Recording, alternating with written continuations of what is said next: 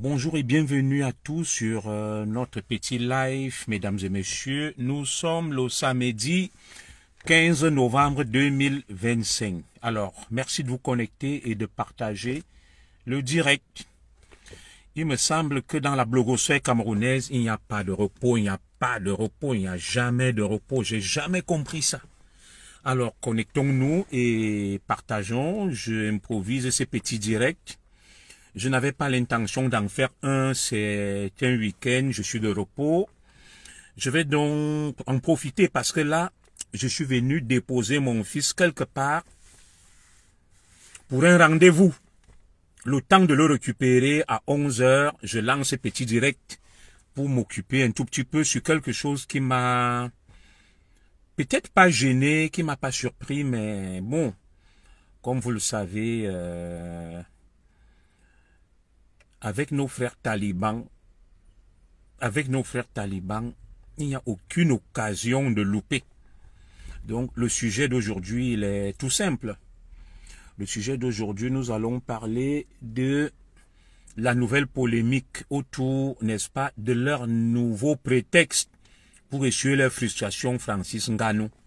Nous allons parler de la dernière sortie de Francis Ngannou et de la récupération qui a immédiatement été faite par les talibans extrémistes pouvoiristes des montagnes et des Grassfields. Ce matin, j'ai fait une petite publication, comme d'habitude, avec beaucoup de hargne, avec beaucoup de bile. Ils se sont déversés dessus. J'en suis à presque 800 commentaires. Ils ne dorment pas, ils ne lâchent rien. Ils sont pugnaces. Je n'ai jamais vu des gens comme ça. Donc, comme vous pouvez l'imaginer, je ne vais pas attendre que le maximum de gens possibles se connectent. Non, je ne vais pas attendre. Je parle, je déroule mon direct. C'est juste un petit direct improvisé. J'avais pas l'intention de le faire, donc partager, sécuriser. Je n'ai jamais compris nos frères talibans.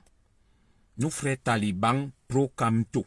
C'est d'eux dont je vais parler ce matin avec le nouvel épisode autour de Francis Ngannou.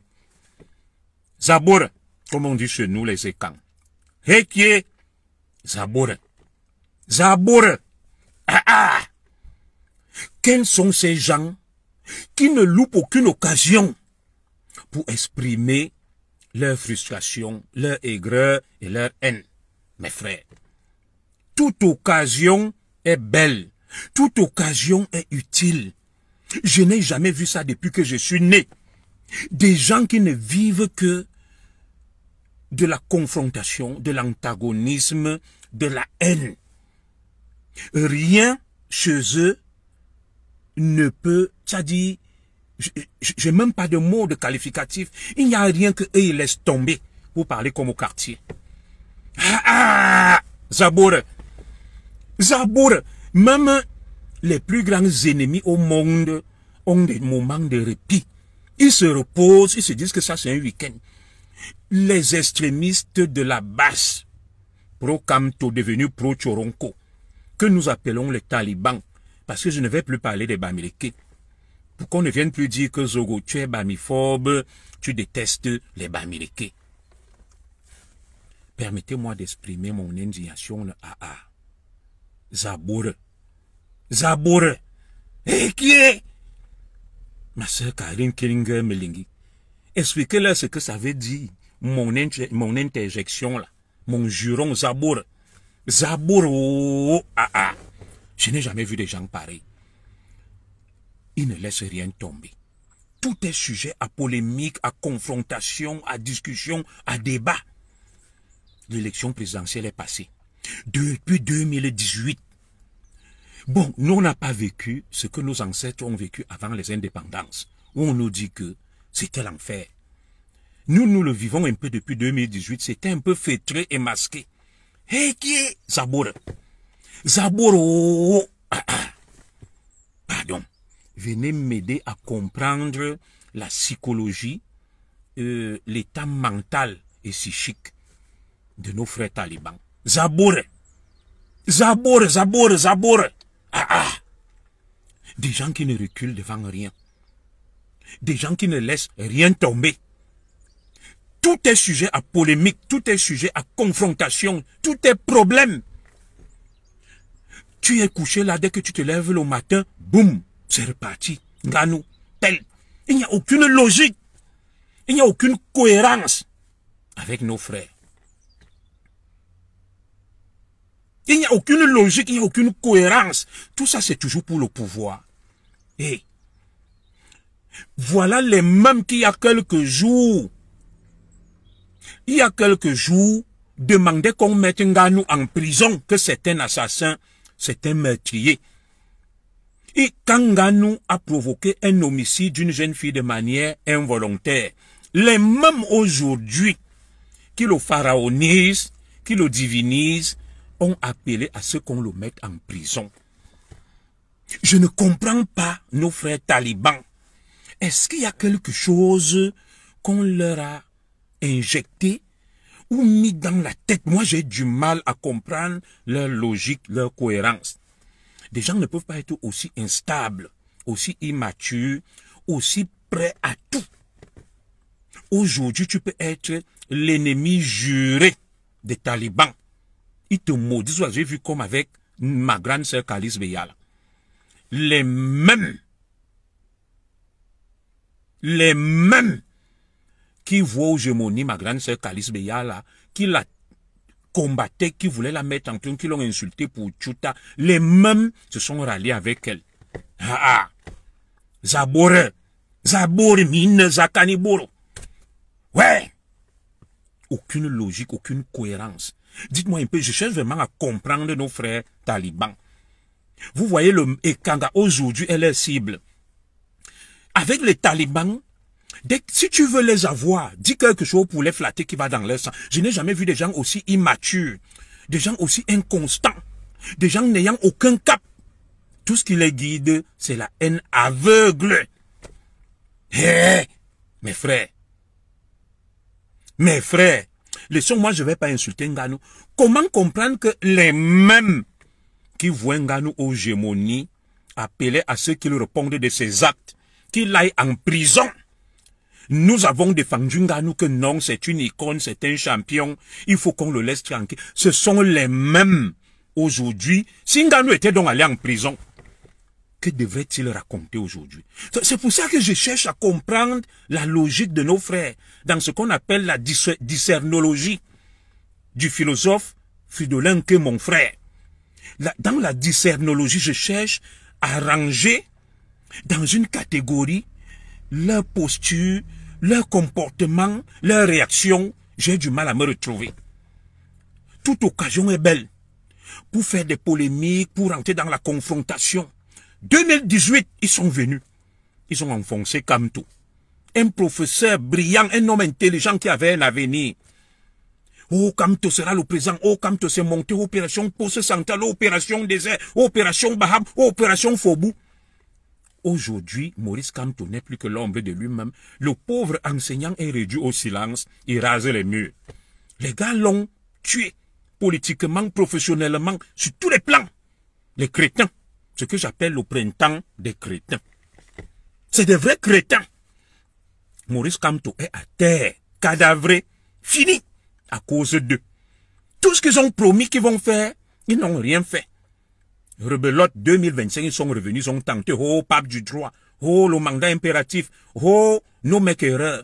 Kamto est à terre. Il n'est plus que l'ombre de lui-même. C'est un ectoplasme aujourd'hui. Et les mêmes talibans sont donc allés se ranger derrière leur ancien bourreau, Issa Chiro Machoronko. Oh, le bon diable. Oh, c'est monté, c'est descendu. Aujourd'hui, l'ancêtre Issa Chiroma, notre patriarche, est devenu un clandestin errant dans le monde. Issa Chiroma erre dans le monde à cause des mêmes talibans. Tantôt il est au Nigeria, Yolao. Tantôt il est allé au Niger.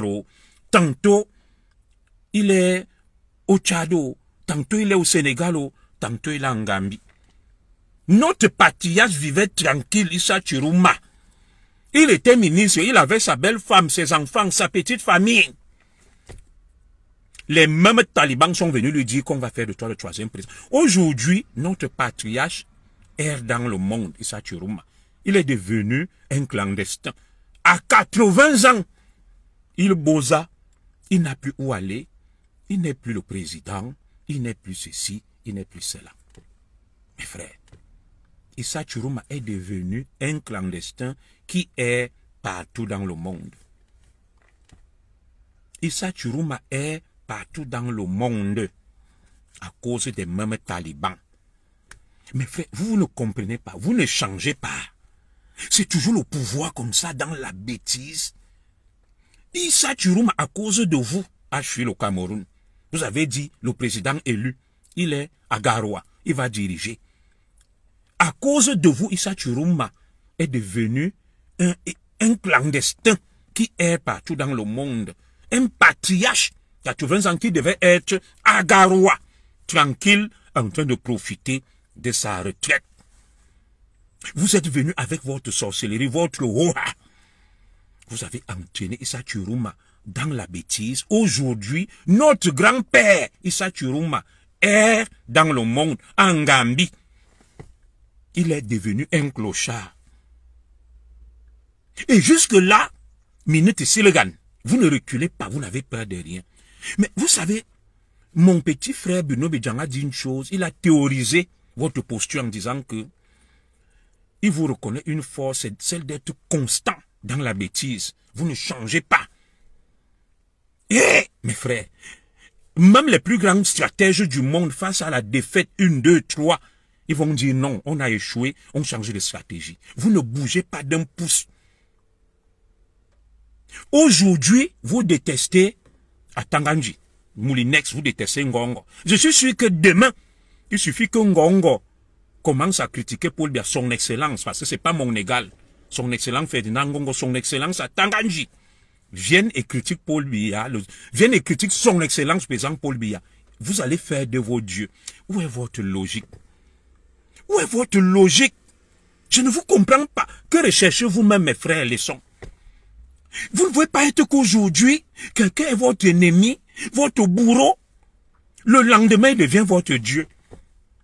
C'est quoi votre logique? Quand vous venez m'insulter depuis le matin là, quand je suis venu défendre Nganou ici, c'est toujours sur ma page. C'est comme j'ai défendu Ngamale. J'ai dit que Nganou est un grand champion qui mérite le respect. Il a beaucoup fait pour notre pays. C'est ce qu'il a fait, c'est un homicide, mais c'est un homicide volontaire. Qu'on le laisse, qu'on n'envoie pas en prison. Les mêmes aujourd'hui qui encensent Nganou, vous êtes venus m'insulter pendant une semaine. Des extrémistes de la basse, des talibans, vous m'avez insulté pendant une semaine pour avoir dit que non, Nganou ne mérite pas la prison. Mais aujourd'hui, les mêmes extrémistes viennent m'insulter quand je dis que, Nganou, qu'est-ce que tu fais comme ça? Les mêmes ont récupéré Nganou. Vous êtes devant, vous êtes derrière, vous êtes à gauche, vous êtes devant, comme des mauvais esprits. Où est votre logique? Où est votre maturité politique, idéologique et stratégique? Je n'ai jamais vu des gens aussi bruyants. Des gens qui sont partout. Vous faites feu de tout bois. Vous n'avez aucune cohérence. Vous n'avez aucune direction.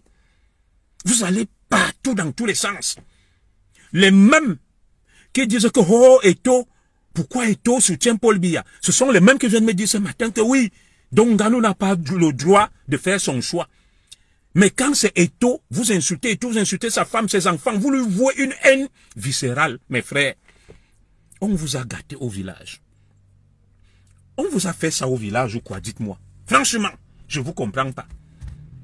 Est-ce qu'on vous a fait ça au village ou on vous a gâté? Mais où est votre logique? Vous êtes à gauche, vous êtes à droite, le vent va à gauche, vous allez à droite, le vent revient.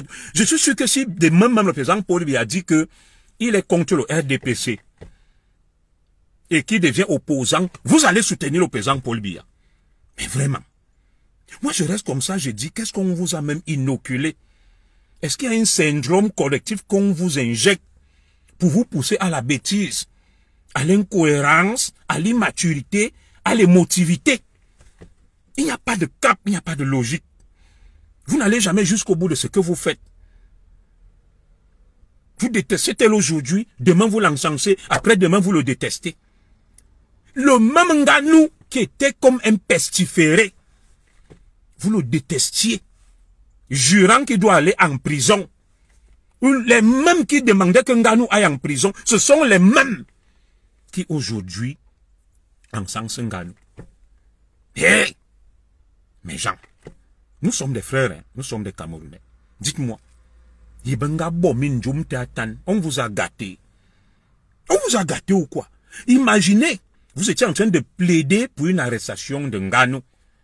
Le Nganou donc, vous vantez aujourd'hui, vous dites que Zogo, essaye, il va venir te battre. S'il était donc allé en prison selon votre souhait, qui devait devenir votre égérie et votre, comment dirais-je, je sais pas, votre prétexte pour essuyer vos larmes. Imaginez donc que le gouvernement ait suivi vos doléances, l'invitant à appliquer la loi à mettre Nganou en prison. Écrivez-la, dites-moi. Vous devez vous vanter de qui aujourd'hui? C'est pour ça que je dis, quand on écrit, le bon taliban va te dire que, oui, tu critiques Nganou, est-il obligé d'être d'accord avec vous? Il met en avant la liberté d'expression. Mais le même taliban, quand tu vas lui dire que j'ai le droit de donner mon avis sur une sortie de Nganou, donc, les talibans, ils ont droit à la liberté d'expression. Ils ont droit à la démocratie. Ils ont le droit de critiquer. Mais quand les autres usent de leur liberté d'expression et veulent participer à la démocratie, ça devient que, oh, vous êtes les propriétaires du Cameroun, non. Oh, le Cameroun vous appartient, non. Oh, vous parlez. Donc, vous voyez Nganou. Nganou est une personnalité publique qui a pris la parole sur une affaire publique. Maintenant, les extrémistes pro-Cam Taliban te disent que le fait de critiquer la sortie publique de Nganou, tu es un haineux. Non. Si Nganou ne veut pas qu'on le critique, il reste à... C'est quoi le village de Abaché? Oui, il reste à Abaché, il tape, il donne ses coups de poing sur les sacs de ciment, il reste tranquille. Dès lors qu'il fait une sortie publique, autant Nganou a le droit de critiquer, autant Nganou doit aussi se plier au feu de la critique. C'est ça la démocratie. Quand tu fais une sortie publique, attends-toi de critiques. Vous nous demandez de ne pas critiquer Nganou. Je n'ai pas dit qu'on tue Nganou ou qu'on le mette en prison. Je n'ai pas dit que Nganou n'a pas le droit de faire son choix ou de donner son opinion. Il a donné son opinion, il a fait son choix. Et nous aussi, nous critiquons la sortie de Nganou et nous donnons aussi notre avis sur la vie de Nganou. Et ça ne chauffe pas. Et c'est comme ça que ces choses marchent. Oui, il faut avoir le cardio. Moi, vous critiquez ce que je dis, non. Vous venez sur mes posts, mes directs. Vous dites Zogo, machin, Zogo, ta femme, tes filles, tes enfants, Zogo, Nganou va te taper. C'est ça la critique. Nganou n'est pas Dieu. Il a pris sur lui le risque de faire une sortie publique, de sortir de sa réserve, de critiquer. Et nous aussi, nous critiquons la critique de Nganou. Et c'est ça la démocratie. Et on ne pleure pas. Et ça ne chauffe pas. C'est comme ça. Vous ne pouvez pas être comme des enfants. Que vous parlez, vous faites comme des enfants, l'enfant va venir t'insulter. C'est ce que je vois avec les enfants d'ici, en Europe, en France. Ils t'insultent. Quand tu insultes, il insulte ta mère. Quand tu insultes aussi sa mère, il dit sur la tête de ma mère, voilà, il a osé insulter ma mère. Les gars, c'est quelle immaturité ça? C'est quel enfantillage? Nganou a le droit de faire son choix.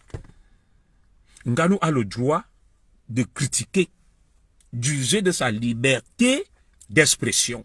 Mais nous aussi, nous avons le droit d'user de notre liberté d'expression en critiquant la parole publique de Nganou. Et celui qui n'est pas content, il cale en l'air. Ou il va chauffer au cou, il achète des cordes. Vous ne pouvez pas me dire que vous critiquez tout le monde. Vous critiquez tout, vous critiquez Paul Biya. Et nous, on ne doit pas critiquer la sortie de Nganou. Monsieur Nganou, ce que Nganou a fait, c'est son choix, on respecte, mais ça relève de l'ingratitude. Et cela est propre à la communauté des talibans, des ingrats, des gens à qui tu vas faire tout le bien du monde. Mais ils vont toujours avoir le réflexe du village. Et moi, je m'adresse donc aux élites et camps. En le disant ce matin, vous allez voir certains tordus d'esprit qui viennent me dire que, oh commissaire, oh Zogo, tu n'as pas honte. Donc il n'a pas le droit de, il n'est pas libre de. Oui, il est libre. Il a donné son avis. Mais nous aussi, nous lui disons ceci. Comme il a donné son avis, les mêmes dont tu réclamais sa tête, quand il a tué une petite fille, ils ne sont pas venus le défendre. C'est nous qui l'avions défendu. Mais aujourd'hui, ces bourreaux d'hier sont devenus ses alliés d'aujourd'hui. C'est comme ça. Vous voyez comment ils sont en train de lessiver, de rincer et Kanga. C'est pour ça que je vous ai dit que ceux qui parlent là, que ce soit Valser ou Remingono, qui tentent de dire une parole, c'est pas pour rien qu'on les appelle les talibans. Les talibans sont un peu comme des fanatiques furieux qui n'admettent pas la contradiction et la critique. Et ils aiment critiquer. Et ils aiment insulter. Et ils aiment attaquer, mais ils n'aiment pas qu'on leur réponde ou qu'on leur réplique. Répliquer à un taliban est un crime de lèse-majesté. C'est un sacrilège. Le taliban a le droit d'insulter ta femme, ta mère, tes enfants, toute ta famille. Mais dès que toi, tu lui rends la politesse, tu deviens un méchant. Tu deviens un haineux. Je n'ai jamais compris le prisme mental, le psychisme de nos frères talibans. C'est ce que je tenais à dire ce matin. Donc, voilà quelqu'un comme Ngannou qui va parader avec Franck Biya, qui va parader avec la première dame, qui va se lever. Mais aujourd'hui, il ose venir dire que s'il avait un choix à faire, il n'allait jamais voter pour Paul Biya parce qu'il est vieux. Les chefs de Ngannou sont des vieux. Abaché, Sokoju. Personne ne les remplace. Pourquoi Ngannou ne demande pas aux chefs traditionnels de l'Ouest de céder la place aux jeunes qui sont vieux? Mais quand il va à la chefferie, il se courbe en deux. Il respecte les vieux chefs. Je vous ai toujours dit que beaucoup de talibans sont des mauvais citoyens, mais dans leur village, ils sont des bons citoyens. Ce qu'ils demandent ailleurs, ils ne peuvent jamais le demander dans leur village. Ngannou, Francis, notre champion, trouve que Paul Biya est trop vieux, n'aurait jamais dû voter pour lui. Mais il ne parle pas de Niad Djifendi, qui est le président du Sénat et le successeur constitutionnel de Paul Biya. Il ne parle pas de lui. Il parle de Paul Biya, il ne parle pas de Niad. Vous voyez? Il va chez lui à l'ouest, Sokoudjou, le plus vieux chef traditionnel au monde. Vous pensez qu'il n'y a pas de jeunes à l'ouest? À l'ouest, Ngannou ne peut même pas ouvrir sa bouche devant un chef. Il rase les murs, mais il vient parler de Paul Biya. C'est comme ça qu'ils sont. Quand il parle de Paul Biya vieux, il met Maurice Kamto. Maurice Kamto même avait l'âge de Kumba, plus de 80 ans. Maurice Kamto, lui, il est un bébé. Issa Churuma, pour qui il devait voter là, est un bébé. Vous voyez que ces gens-là ont toujours la haine. Ils ne changent pas. Prends un extrémiste taliban, tu le mets avec toi, tu lui donnes même ta fille, tu le prends en considération, il va toujours te mordre et aller vers les frères du village. Vous avez vu, Ténor a fait un accident, il est quand même allé en prison. Et d'autres, je peux vous donner plein d'exemples. Mais quand c'est Ngannou, on l'a exonéré, mais le même Ngannou se lève et vient mordre ses protecteurs et sauveurs d'hier. Oui. Vous voyez, un extrémiste taliban, ils sont tellement irrationnels. On dirait qu'on vit dans l'âge de la pierre. Il vient me dire que viens essayer, mets-toi devant Ngannou, il va te dégager. Les mêmes qui disaient hier que Bomaye Solo peut taper Ngannou. Alors, tu te demandes que ces gens, quel est même leur logiciel mental et même leur logiciel en termes cognitifs. Donc, la vie chez le taliban se résume dans la force. Vous voyez, on est en France là. Le président Macron est le plus fort de tous les Français. C'est le plus musclé. Chez le taliban, comme tu as des muscles, tu es fort. Ça veut dire que tu es le meilleur.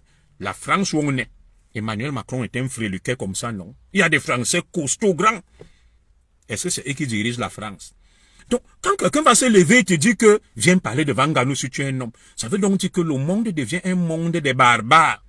On rentre au Moyen-Âge pour le taliban. On retourne au Moyen-Âge où c'était la force physique. Kamto qui suivait là, Kamto quelle force physique? Issa Churuma qui suivait là, qui est Kakoshim, il a quelle force physique? Tu te lèves même, tu demandes que ces gens, qu'est-ce qui leur arrive même? Ou c'est les robes qui les rend maboule? Il n'y a aucune logique, aucune cohérence. On est passé que Paul Biya va aller en exil avec Chantal Biya. Nous sommes le 16 novembre, le 15 novembre, nous sommes le 15 novembre, beaucoup de talibans nous avaient promis qu'à cette date, Paul Biya et Chantal Biya ne seront plus au pouvoir, que tous les écans seront en exil et vont apprendre à travailler avant de manger. Paul Biya est toujours là, Chantal Biya est toujours là, ils ont échoué. Ils ont échoué comme en 2018, maintenant ils sont passés à autre chose.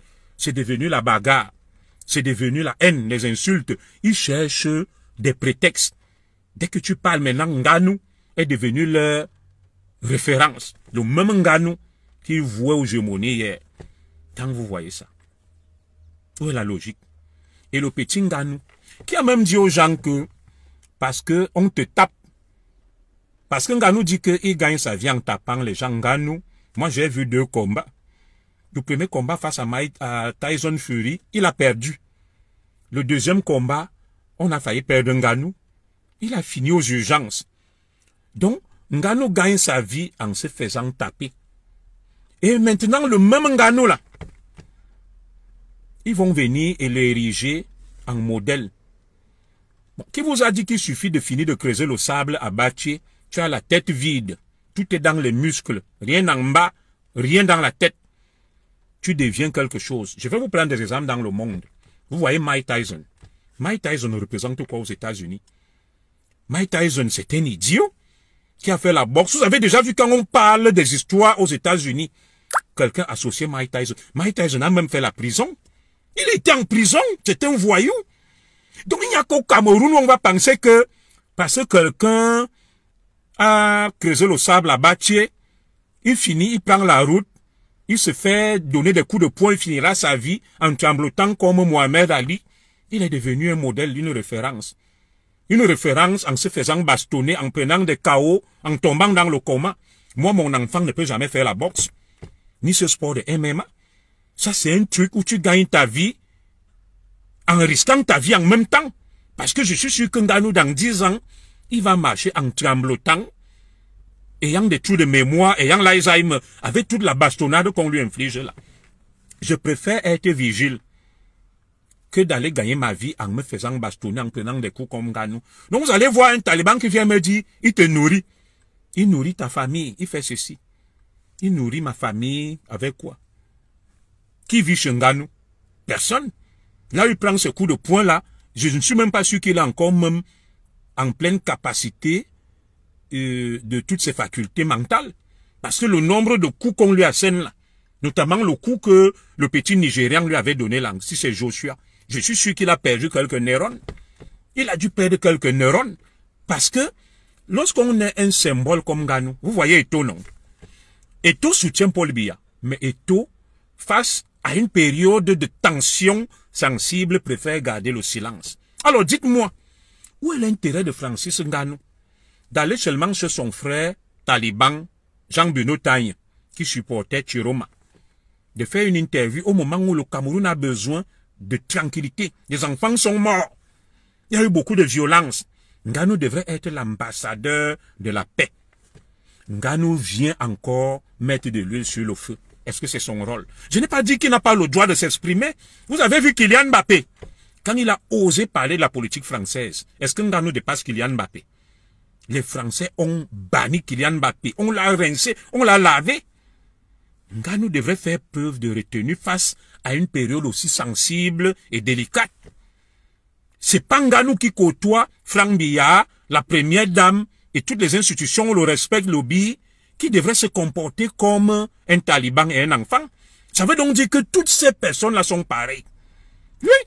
Donc Nganou est d'accord que le pays bascule. Il vient tenir des propos qui vont mettre de l'huile sur le feu. Alors que Nganou est supposé être une icône, un symbole, et que dirais-je encore là? Un facteur de rassemblement.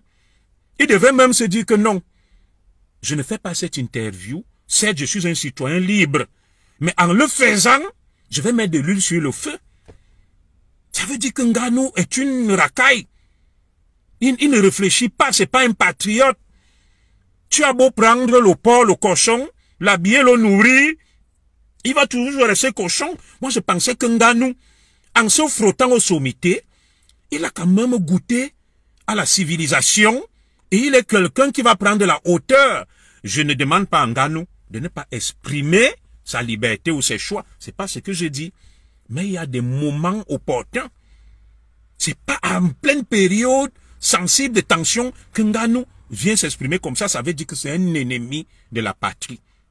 C'est quelqu'un qui est dangereux comme le reste des talibans. Et l'autre dit, ce n'est pas s'acharner sur Ngannou. Parce que Ngannou est mal conseillé. Il est mal entouré. Et ça rejoint peut-être ce que quelqu'un m'a dit que les Ndogmo avaient fait un rituel. Que tout taliban doit servir la cause taliban. Tout ce qui a le sang taliban doit servir la cause taliban sans réfléchir. Ngannou confirme là que il a tout dans les muscles et rien dans la tête. Ce n'était pas le moment. À un moment où le Cameroun a besoin de calme, de stabilité, les enfants sont morts, les familles sont endeuillées. Voilà quelqu'un qui est une icône, qui est aimé par tous les Camerounais, qui se lève. Je cherche ce qu'on appelle l'opportunité de sa déclaration. Je ne vois pas. Il vient dire que vraiment Paul Biya est vieux. Si lui il avait des conseils à lui donner. Ngannou lui-même est sûr que l'âge qu'il a, c'est son âge dans la boxe. Si on regarde bien, lui-même n'est pas un vieux. L'âge qu'il a là, il est sûr que ce n'est pas l'âge de Kumba. Oui. Ngannou devrait servir, n'est-ce pas, de facteur d'apaisement. Il devrait dire à Jean Bruno Tanya que non, ben écoute, cette interview n'est pas opportune. On l'utilise comme un enfant. Les talibans, les extrémistes, l'utilisent comme un enfant. Et là, il a ruiné sa petite crédibilité qu'il avait auprès de tous les Camerounais. Moi, j'étais fan de Ngannou. Mais avec ça, je me dis que... Oh,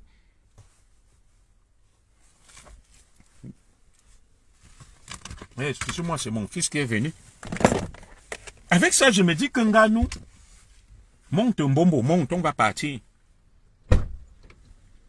Tu ne sors pas, hein? C'est moi qui sors seul. Ça a été. Avec ça, je me dis que Ngannou n'est pas différent des autres. On va partir. Papa termine dans 5 minutes. Là. Ngannou n'est pas différent des autres. Oui. Qui a dit aux gens que parce que tu es né Bamileke, tu dois forcément être opposant et soutenir toutes les bêtises des extrémistes Bamileke? Où était l'opportunité pour Ngannou de venir faire ce genre de déclaration et d'interview? Ça veut dire que il est fourbe, il est hypocrite. Lui qui se dit patriote, on l'a vu avec le Biya, on l'a vu avec Franck Biya, on l'a vu avec Chantal Biya, qui le respecte, qui lui donne tous les honneurs. Le Cameroun lui donne tous les honneurs. Tous les enfants du Cameroun aiment Ngannou. Mais Ngannou a chié sur lui, même si vous me passez l'expression. Ngannou a fait caca sur lui. Excusez-moi du peu. Ngannou s'est comporté comme un enfant. Et ça prouve qu'il n'a rien dans la tête. Il n'a que les muscles. Il est mal conseillé. Vous pensez que aller boxer, devenir un boxeur, ça vous confère quelle qualité? Il a même apporté quoi au Cameroun? Il gagne son argent. On s'en fout. Le Cameroun, il a inventé quoi? Il a inventé quoi? La boussole, la poudre, la caravelle. Il a fait évoluer le Cameroun en quoi? Il vit. Il mène sa vie, il gagne son argent et tout. Ça apporte quoi au Cameroun? Rien. Mais je n'ai pas dit que Ngannou n'est pas une icône. C'est une icône sur le plan de la symbolique. Mais en réalité, on peut vivre sans boxe. C'est comme les lions qu'on a éliminés là. Pour moi, ça tombe à pic que les lions soient éliminés. Cet argent, on pourra l'utiliser pour autre chose. Oui. Oh, Ngannou, Ngannou, Ngannou. On érige tout le monde en sarcophage dans ce pays. Tu pars, tu tapes sur une peau de cuir, tu deviens un dieu. Tu tapes sur les cailloux, tu deviens un dieu. Vous pensez que l'Afrique, le Cameroun vont se développer parce que les gens tapent sur le ballon et donnent des coups de poing aux gens? Vous allez voir des petits blancs fréluquins minces comme ça. Ils te découvrent des choses, l'intelligence artificielle, les médicaments. Ils sortent des formules chimiques, mathématiques qui font avancer leur pays. L'Africain est toujours là dans l'émotion, dans des choses inutiles. Vous savez combien de joueurs de foot, de boxeurs il y a aux États-Unis? Quand on parle de la politique américaine, des intérêts américains, ils n'ouvrent pas leur bouche. Mike Tyson est une icône, un symbole. Mais Mike Tyson est allé en prison. On le considère comme un idiot aux États-Unis.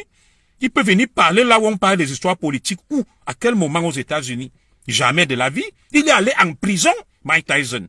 Il a fait la prison. De quoi vous parlez là? C'est pour ça que je vais m'adresser ici à l'élite Ekan. Et ce n'est point du tribalisme. En le disant, ça ne veut pas dire que le Cameroun nous appartient. Vous, élite Ekan, moi je vous ai déjà parlé que continuez à monter les dents aux gens, continuez à être dans un vivre ensemble naïf et bête. Les autres, ils vous calculent. Les autres ont une haine atavique congénitale vis-à-vis de vous et des vôtres. Voilà. Ils n'aiment personne, ils n'aiment que eux-mêmes et leur communauté. Flattez-les, portez le ndop, mangez la sauce jaune, inclinez la tête à gauche, mangez le goro, portez les gandoura, portez le ndop. Ça ne va rien enlever dans leur haine et hypocrisie.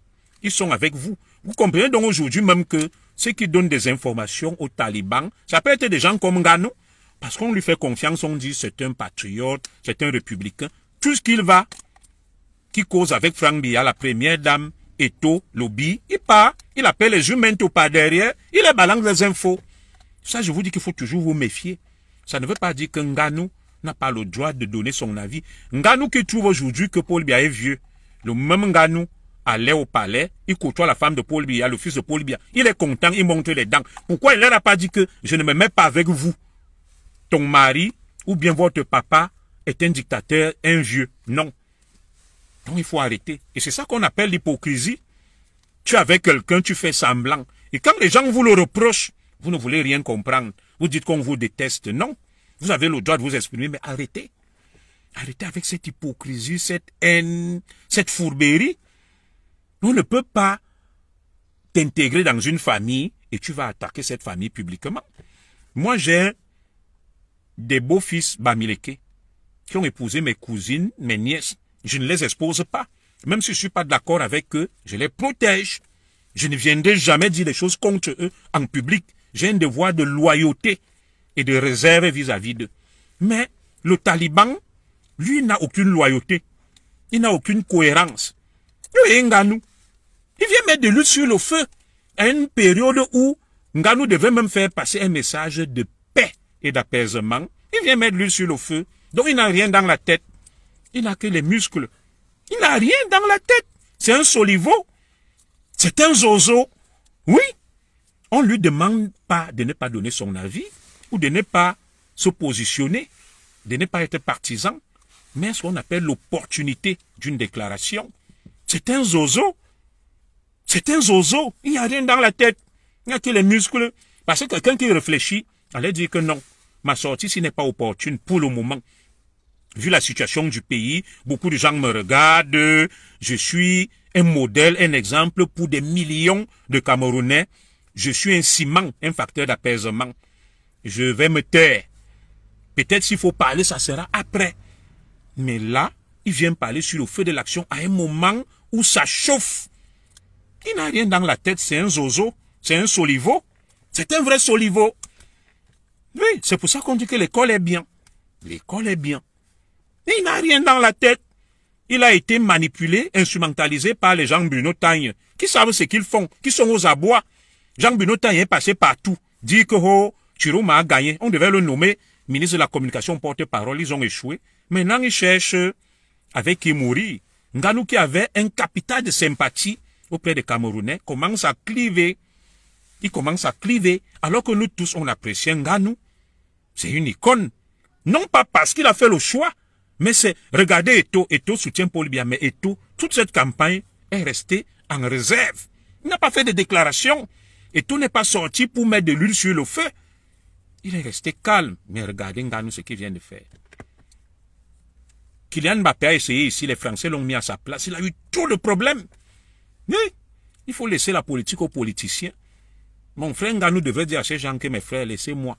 Moi, je suis un champion dans des sports de combat, boxe, MMA. Je reste là. Pour le moment, je ne vais pas m'exprimer sur tout ce qui concerne la politique. S'il avait des vrais conseillers. Mais là, il a ruiné tout son capital de sympathie et même la confiance qu'il avait auprès des institutions de la République. On ne devrait même plus laisser Nganou aller dans une base du BI, aller entrer au palais, être avec la première dame. Les services secrets doivent l'éloigner. Chaque fois qu'il va approcher la première dame ou Franck Biya, nos valeureux agents secrets devraient être là pour écouter et le surveiller. Il est un poison, il est méchant, il est ingrat. Et c'est ça la vérité sur Nganou. En le disant, je n'ai pas dit qu'il n'est pas un champion. Nous sommes fiers de lui, il a réalisé les exploits, l'un des noms les plus connus Quand tu vas dans le monde, c'est Eto'o, c'est Ngannou. Je suis d'accord. Mais, au nom de ce qu'il représente, il devrait afficher profil bas, être dans la réserve et la retenue. Vous avez déjà vu Franck Biya, quand on parlait du franquisme, il n'est pas venu avec nous. Il a pris de la hauteur. Ngannou ne peut pas être au niveau où il est. Il vient parler comme un enfant, comme un Ndurungeme. Il a parlé comme un Ndurungeme, comme un Solivo. Et il a été piégé par Jean-Bruno Tagne. Donc vous et quand, continuez dans le vivre ensemble naïf. Je parle de l'élite.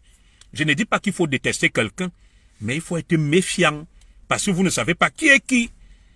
Oui, la preuve, Ngannou vient de vous donner une démonstration de ce qu'on appelle la déloyauté et l'ingratitude. Oui, il devait au moins dire que, bon, vu le respect que la première dame a pour moi, je ne vais pas parler de son mari comme ça, je vais m'abstenir, parce que la première dame m'aime bien, elle est fan de moi, parce que je suis un champion. Chaque fois qu'elle a une cérémonie, elle m'invite. Je suis toujours là. Mais tu viens insulter son mari. Tu n'as même pas d'élégance. Il te manque de l'élégance et de la finesse. Ngannou, tu es un villageois. On ne parle pas comme ça de la femme, du mari d'une femme qui vous a en considération, en admiration. Au moins, la politesse, l'élégance veut que tu respectes la première dame qui t'a en admiration et qui te respecte. Tu devrais dire non. Chaque fois qu'elle a une cérémonie, je suis là, elle me respecte. Je ne vais pas parler de son mari. Tu es un villageois. Tu es un villageois. On respecte la femme, le mari, de ses partenaires, de ses amis. Tu vas t'abstenir de venir faire des déclarations fracassantes par respect pour la première dame qui te respecte elle aussi. Et si tu as des choses à dire, tu peux l'appeler. Tu parles avec elle en privé. Mais là, tu démontres que tu n'as aucune éducation, tu n'as aucune élégance, tu n'as aucune finesse. Tu es un villageois. C'est tout. Tu es un villageois. Par élégance, tu devrais t'abstenir de parler du mari de la première dame qui s'entend avec toi. Tu aurais pu dire non, vous savez, je respecte le couple présidentiel, je suis proche de la première dame, elle m'associe à toutes les cérémonies caritatives qu'elle organise, elle me respecte beaucoup, je ne vais pas répondre à cette question. Mais comme tu es un villageois, il n'y a rien dans la tête, il te manque de l'élégance. Kamto, sa femme est avec Paul Biya. Vous avez déjà vu Kamto dire du mal de sa femme? Il est élégant. Voilà quelqu'un qui a quelque chose dans la tête. Kamto n'est jamais venu critiquer sa femme publiquement. Et la femme de Kamto n'a jamais critiqué son mari.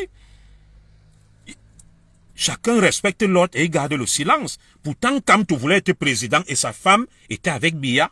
Vous avez déjà vu Kamto s'en prendre à sa femme? Jamais. Vous avez déjà vu la femme de Kamto s'en prendre à son mari? Jamais. Voilà des gens ayant l'éducation, qui ne sont pas des villageois. Ngannou, c'est un petit villageois, sorti de Batché, qui a Boza, il se retrouve, il est surpris par la notoriété et l'argent. Il lui manque l'éducation de base, il lui manque les commodités, il lui manque la civilité, le savoir-vivre. Oui, il s'attaque au mari d'une femme qu'il côtoie. Il est bas. Il est bas. C'est un personnage vraiment anodin qui ne mérite même aucun respect. Il est mal entouré, il est mal conseillé. On respecte les conjoints des gens qu'on côtoie. Par élégance. Par élégance. Tu vas t'abstenir de dire n'importe quoi. Ça ne veut pas dire que tu n'as pas des choses à dire. C'est un villageois. C'est une tête de linotte, c'est une tête vide. C'est un kenge. Ngannou est un kenge. C'est une tête de linotte, c'est une tête vide. Oui, moi je ne peux pas m'attaquer à la femme ou au mari de mon adversaire politique, quelqu'un que je côtoie. Vous allez remarquer, vous voyez Wanto, Brice Nietzsche, je connais leur femme, ils connaissent ma femme. Vous avez déjà vu Brice Nietzsche ou Wanto attaquer ma femme ou un de mes enfants, vice versa, moi aussi je ne le fais pas. Brice Nietzsche ou Wanto sont venus à la maison, ils ont vu ma femme, mes enfants, il y a eu des cérémonies privées, ils ont assisté. Je suis allé aussi chez Wanto, chez Salomène, je connais chez eux, leur famille. Je peux critiquer leurs idées. Si quelqu'un parle trop de Brice Nietzsche, je vais m'abstenir. Par loyauté, ça ne veut pas dire que lui et moi on est d'accord. Je suis élégant. Lui aussi, il n'a jamais attaqué ma femme ou mes enfants, même Wanto. Vous avez déjà vu Wanto insulter ma femme ou mes enfants, pourtant ils connaissent ma femme. Ils connaissent mes enfants. C'est ça qu'on appelle l'élégance. C'est pas parce qu'on est des adversaires politiques que tu vas voler bas. Il y a même des choses où Wanto préfère ne pas parler de moi. Parce qu'il m'a beaucoup côtoyé. On était des grands amis. On se côtoyait avec nos familles. Vous n'avez jamais vu comme Wanto venir m'attaquer publiquement. Quand je fais des déclarations, il préfère ignorer. Même Salomon Tchaptchep, elles ignorent. C'est ce que moi aussi je fais. Parce que même mon petit frère Jean Crépin Nyamsi, je parle avec lui en privé. Vous n'avez jamais vu Jean Crépin Nyamsi venir m'attaquer. Alors qu'on n'est pas d'accord, il regarde, ah c'est mon grand. Il passe. On appelle ça la loyauté, le respect. On n'est pas des villageois. C'est comme ça la vie. On ne s'attaque pas aux proches et aux membres de la famille, des gens qu'on côtoie tous les jours. Ça veut dire que tu manques d'élégance, tu manques de grandeur et de maturité. Tu es un immature. C'est tout. C'est tout. Je vous prends l'exemple là. Wanto et Brice Nietzsche. Je connais leur famille, leurs enfants, leurs femmes. Et ils connaissent aussi ma famille, mes enfants, ma femme.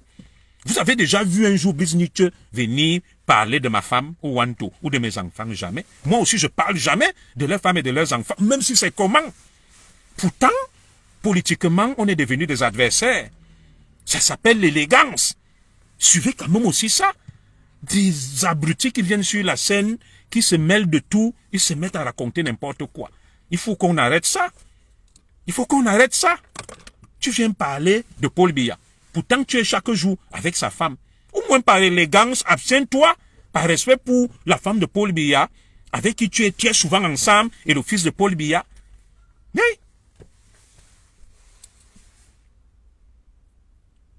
Vraiment, c'est honteux, hein? C'est honteux.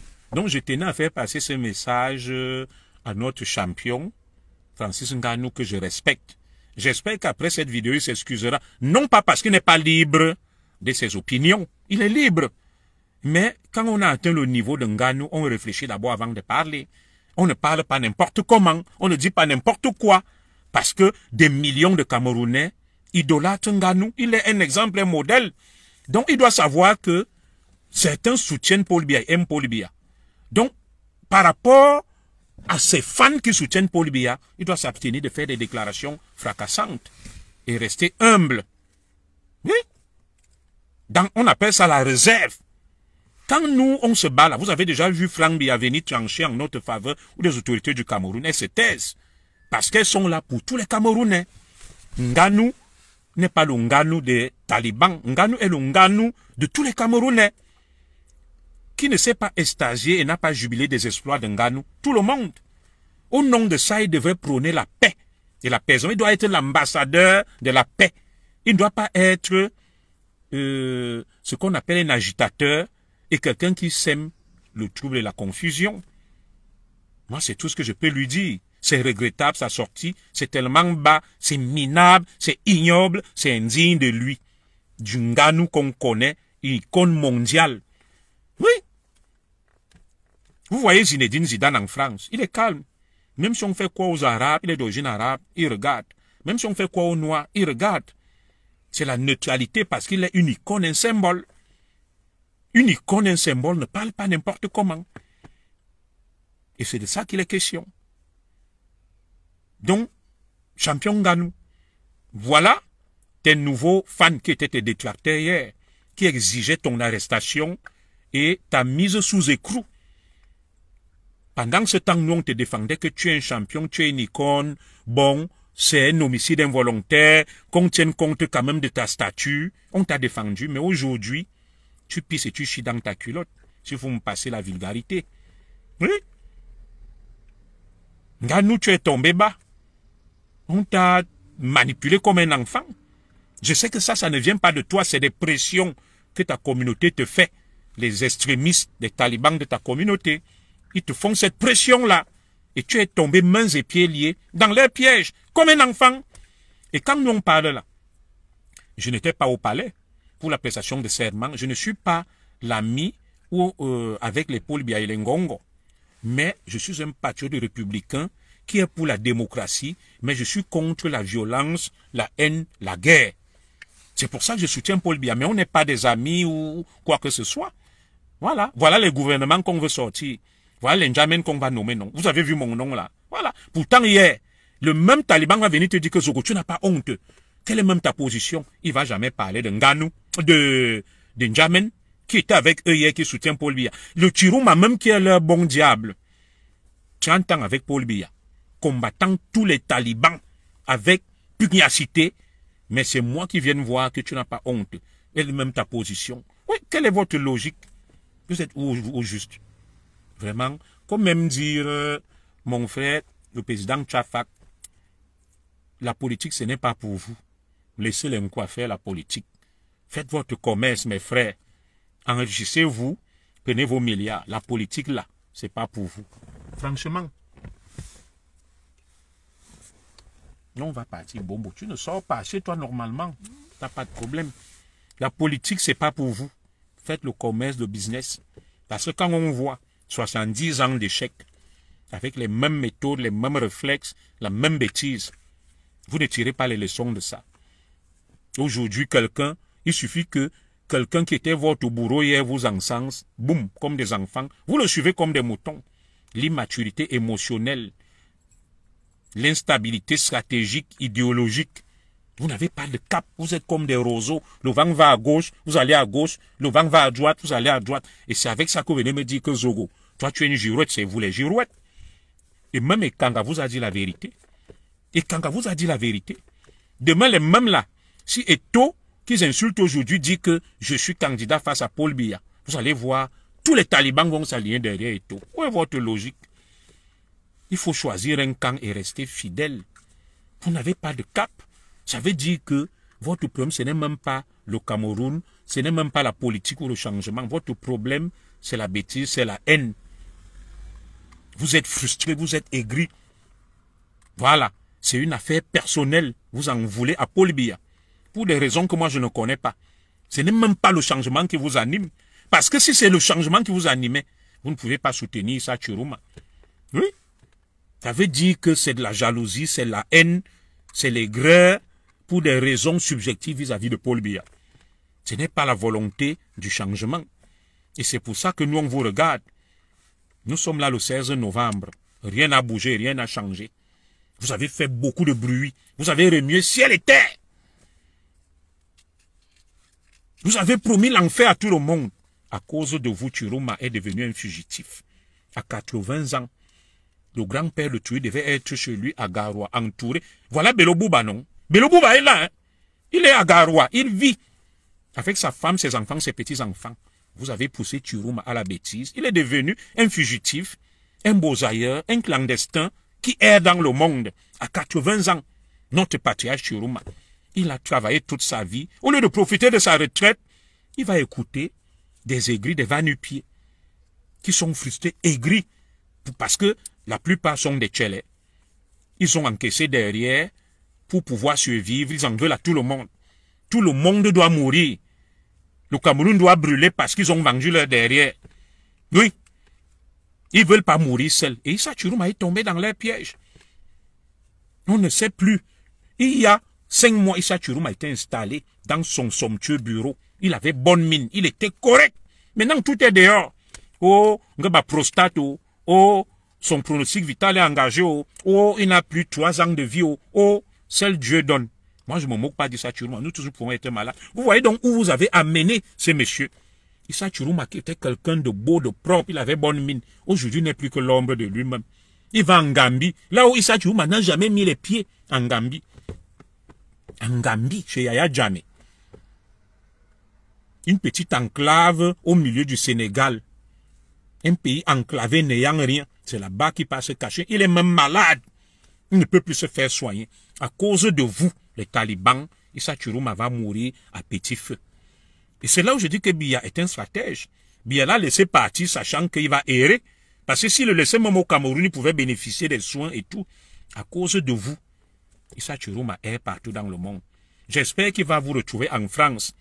Et nous ici, pour un exil, on va aller boire dans le 18e Lenganda et aller à la fête de la MAF au Fleur de Lille comme hier là. Et je la félicite d'ailleurs pour la réussite de cette fête là.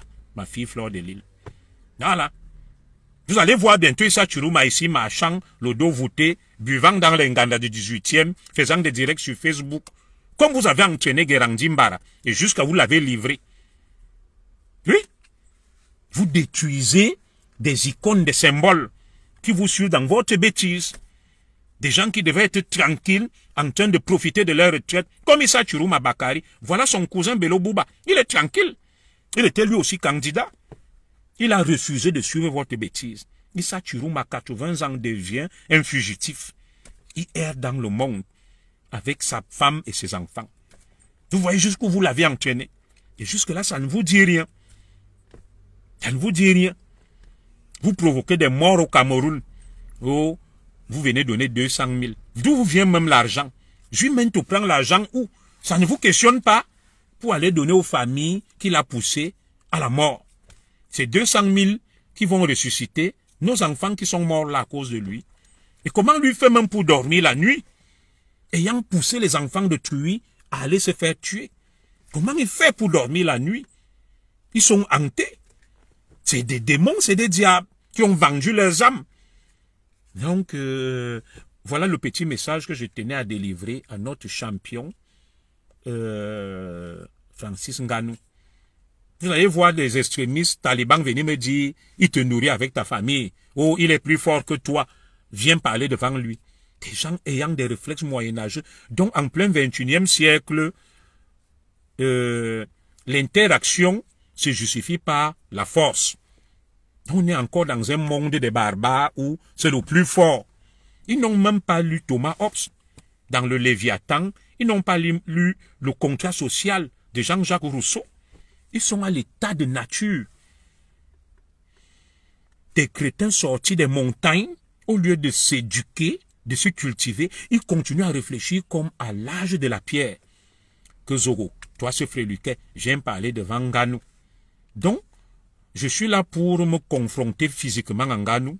Ngannou est un champion dans la boxe. Est-ce que lui peut se confronter à moi sur le plan intellectuel? Ou les techniques de la police, le maniement des armes, des explosifs, mener les enquêtes, faire le renseignement et maintenir l'ordre. Chacun a son domaine. Je ne mange pas chez Ngannou. Il a ses milliards. Ça le regarde. Vous ne mangez pas chez moi, personne ne mange chez l'autre. Qui vous a même dit que la vie, c'est dans la nourriture et dans l'argent.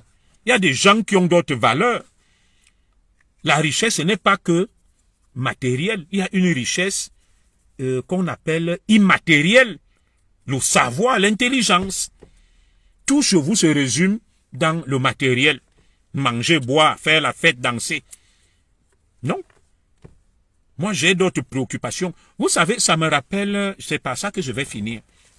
J'avais un ami ministre au Cameroun il y a longtemps, qui vient donc ici en Europe. Il me dit, cherche-moi des belles petites filles là qui sont nées ici, des petites arabes. C'était un jeune ministre. Je vais leur donner de l'argent. Vous qui pensez que l'argent justifie tout. Je suis allé vers ces filles-là. Elles me disent, oui, mais ça va pas ou quoi? T'es malade ou quoi? Qui t'a dit que nous on fait ce genre de trucs? Elles ont refusé. Donc pour vous, tout se résume dans l'argent. Le ministre est rentré foro. Il n'a eu aucune fille qu'il voulait. Aucune. Il voulait les petites bambinettes là qui ont 20 ans et tout. Dès quand j'allais les voir, ils me disaient que mais ça va pas ou quoi? T'es malade ou quoi? Eh bien tu continues, on appelle la police, tu nous harcèles, qui t'a dit qu'on est là pour nous prostituer. Oui? Mais si c'était d'autres, j'ai dit, oh le ministre, allons vendre nos corps. La vie, ce n'est pas que l'argent, ce n'est pas que le matériel. Il y a des choses que je peux vous apporter, que Ngannou ne peut pas vous apporter. Il y a aussi des choses que Ngannou peut vous apporter, que je ne peux pas vous apporter. La vie, c'est une complémentarité.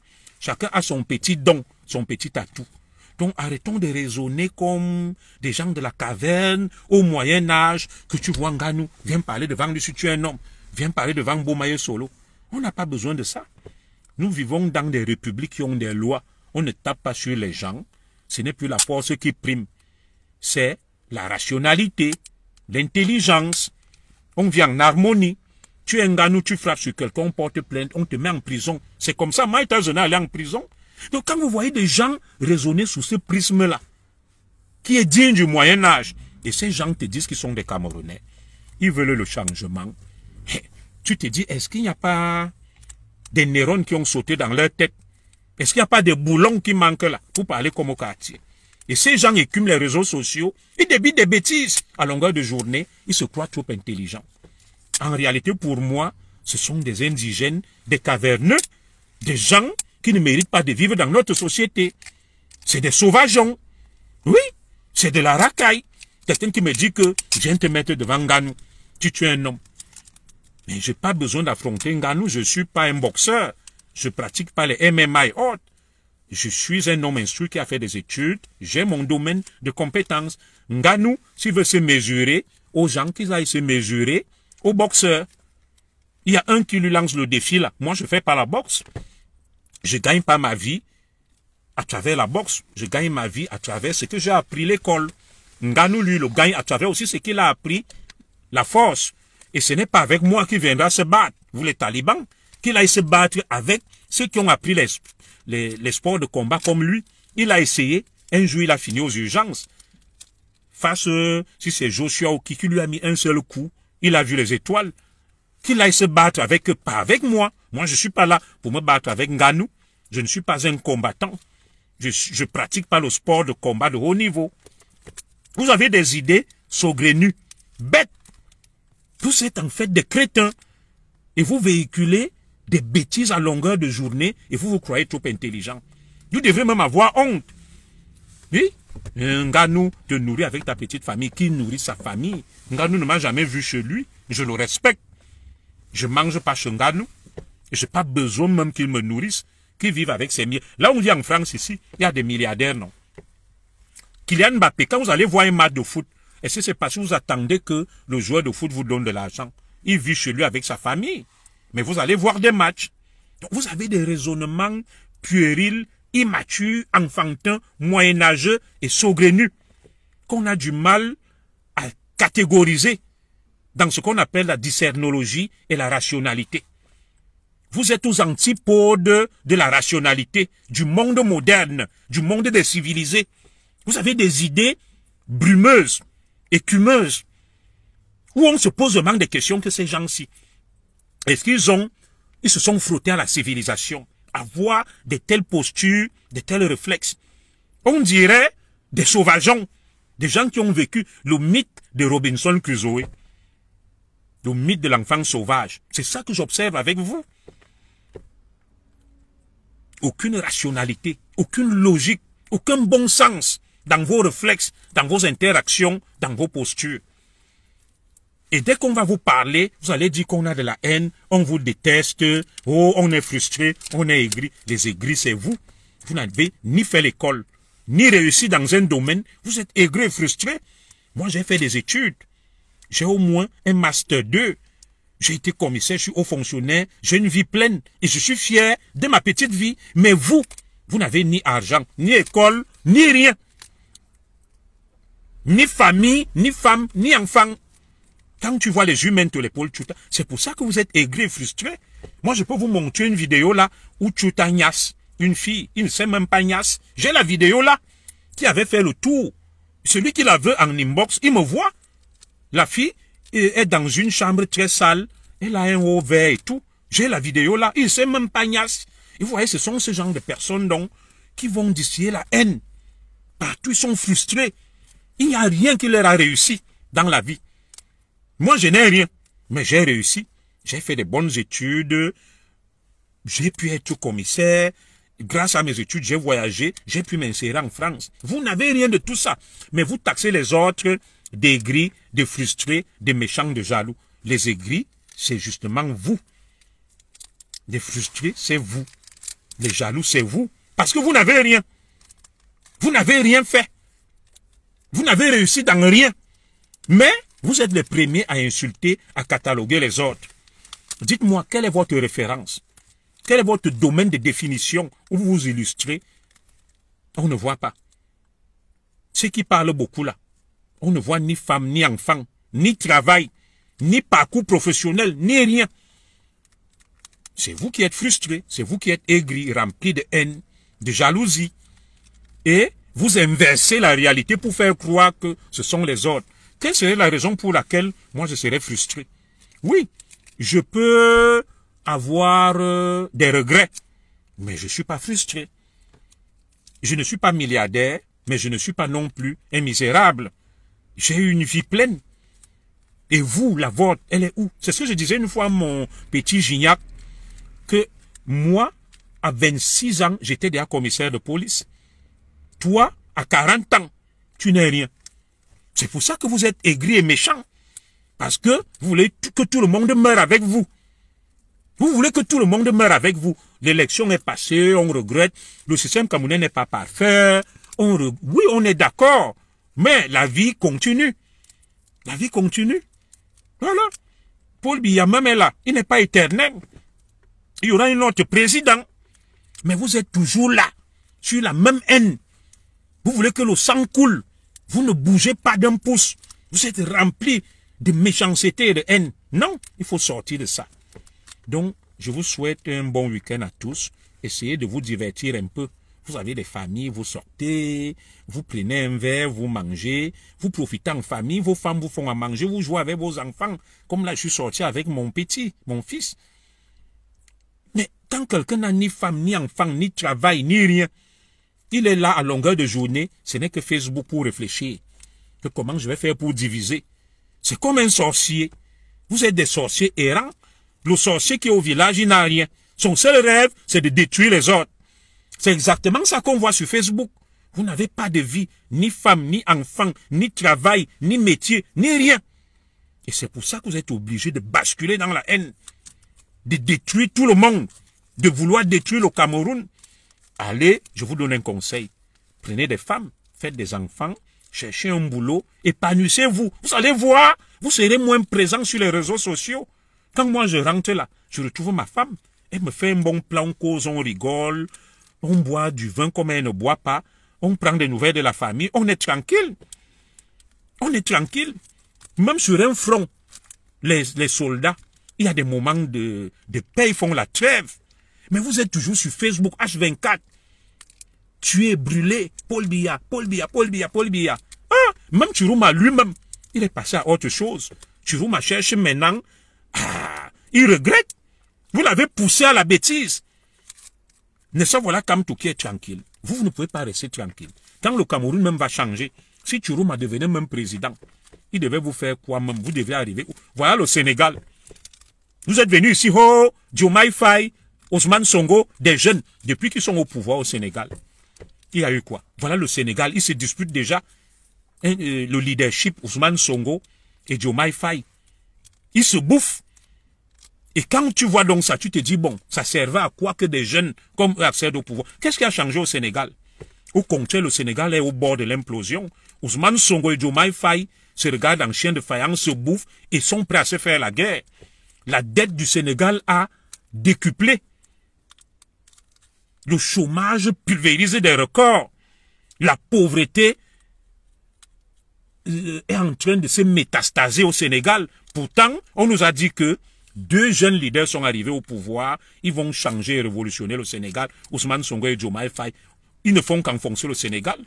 Le Sénégal est au bord du chaos. Voilà donc le changement. Voilà le changement au Sénégal. Le peuple suffoque, souffre. À cause de 2 jeunes qui, au lieu de privilégier l'intérêt général, privilégient les intérêts personnels et égoïstes. Ils se battent et se disputent le pouvoir, le leadership. Oui, Ousmane Sonko dit à l'autre que passe-moi le pouvoir, on avait passé un dit. Donc le pouvoir est un beignet. Tu prends, tu donnes à l'autre. Voilà donc la jeunesse africaine que vous voulez. Pendant ce temps, les Occidentaux, la Chine et autres, ils évoluent, ils inventent des choses, ils vous vendent, ils vous colonisent. La révolution scientifique et technologique, c'est de ça qu'on a besoin. L'Afrique n'a pas besoin de Diomaye Faye, de Ousmane Sonko ou de Chiroma. Ce qu'on appelle des charlatans et moi je sais pas. Des gens qui vont faire dans l'incantation. L'Afrique a besoin des gens qui vont découvrir des choses pour créer des richesses et améliorer nos conditions de vie. Des médecins, des ingénieurs, des physiciens, des chimistes et tout ce que vous imaginez. On a beau mettre Mechumgechum ou X ou changer Y. Tant qu'on ne fabrique rien, on ne crée rien, on n'est rien. C'est un peu comme une famille, une famille qui n'a rien. Dans cette famille, la femme se plaint de son mari qu'il est pauvre. La femme se plaint de son mari qu'il est pauvre. La femme repart épouser un autre pauvre. Vous pensez que sa vie va changer en quoi? Si dans un village, il n'y a rien à manger, tu peux épouser n'importe quel villageois ou dans un quartier de ce village, de ce quartier, ta vie ne va pas changer. Elle ne va pas changer. Et c'est comme ça. Donc arrêtons de suivre des illusions, des incantations. Voilà le Sénégal qui nous parle. Ousmane Sonko, à peine un an au pouvoir après, il se déchire des meetings. Il veut se faire la guerre. Entre-temps, où est le Sénégal? Nulle part. Pourtant, il y a eu le changement au Sénégal. Voyez ça? Vous venez avec les Hiram Iodi. Il parle de Paul Biya. On prend ce pays, on donne à Hiram Iodi. Au bout de 6 mois, tous les Camerounais partent. Oui? Des gens inexpérimentés, fougueux, qui pensent que le pouvoir, c'est un jeu. Non, le pouvoir n'est pas un jeu. Le pouvoir n'est pas un jeu. Il faut avoir de l'expérience. Il faut être habile, subtil, posé et calme. Donc, mes frères, je vous souhaite un bon week-end. Que Dieu vous bénisse. Bonjour à vous tous. Juliette Mengebike, ma sœur Brigitte Evanangomo et tous ceux qui sont collectés là. Blanche Mvogo. Salut, salut, salut. J'ai une pensée pour ma belle-sœur, l'épouse de mon frère aîné, qui enterre sa maman ce jour à Lobo, dans un petit village appelé Ikumtik. L'épouse de mon frère aîné, voilà, qui a perdu sa maman. Et c'est une maman que je connaissais quand mon grand frère connaissait sa femme. Elle nous ramenait toujours des mets du village et tout. Ma belle-mère me représente à ce deuil-là. Toutes mes pensées du côté de ma famille qui se retrouve actuellement à Lobo, dans un petit village appelé Ikumtik. Maman repose en paix. Voilà, c'est la fin de tout le monde. Ma chère belle-sœur, je t'ai eu au téléphone, beaucoup de courage à toi. J'ai fait ce que j'ai pu.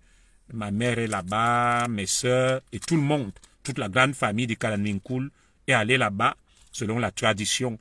Je suis avec vous de tout cœur. Voilà, enterrer notre belle-mère dans la dignité et la pure tradition et quand. Je suis avec vous dans les prières. J'ai envoyé ma contribution et un jour, je viendrai visiter les tombes si la Providence m'en fait grâce. Il n'y a pas de problème. Que Dieu vous bénisse, Inch'Allah. Merci, salut.